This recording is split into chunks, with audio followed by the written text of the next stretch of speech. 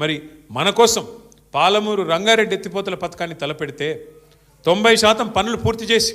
మీ నార్లాపూర్ కాడికే వచ్చి ఒక పంపు కూడా ఆన్ చేసి నీళ్లను కృష్ణా నీళ్లను ఆ ప్రాంతానికి చూపెడితే 2 ఏళ్ళు అయిపోయింది రేవంత్ రెడ్డి గారు వచ్చి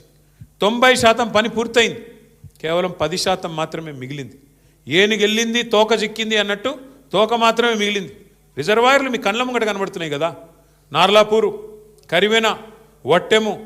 ఏదుల ఉద్దండాపూరు రిజర్వాయర్లన్నీ పూర్తయి రెడీగా ఉన్నాయి ఈయన చేయాల్సింది ఏంది మనం అప్పటికే కాలువలకు కూడా టెండర్లు పిలిచినాం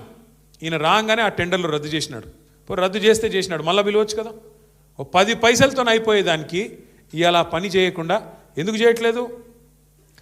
తొందరగా చేస్తే కేసీఆర్కి పేరు వస్తుంది పాలమూరు రంగారెడ్డి కేసీఆర్ గారు కట్టిండని చెప్పి యాద్ చేసుకుంటారు కేసీఆర్కు పేరు వస్తుంది వాళ్ళ పాత బాస్కు కోపం వస్తుంది వాళ్ళ పాత బాస్ ఎవరో తెలుసు కదా మీకు ఆయన కోపం వస్తుంది నువ్వు మా నీళ్ళు ఎట్లా తీసుకుపోతారా నువ్వు మా చెంచగాడు లెక్క ఉండాలి కానీ పెద్దోళ్ళలాగా యాక్టింగ్ చేస్తున్నావేంది ఆయన కోపం వచ్చి ఊరుకుంటాడా అందుకే ఆ భయంతో ఇవాళ మొత్తానికైతే కాలమూరును ఎండబెట్టే ప్రయత్నం పండబెట్టే ప్రయత్నం చేస్తున్నాడు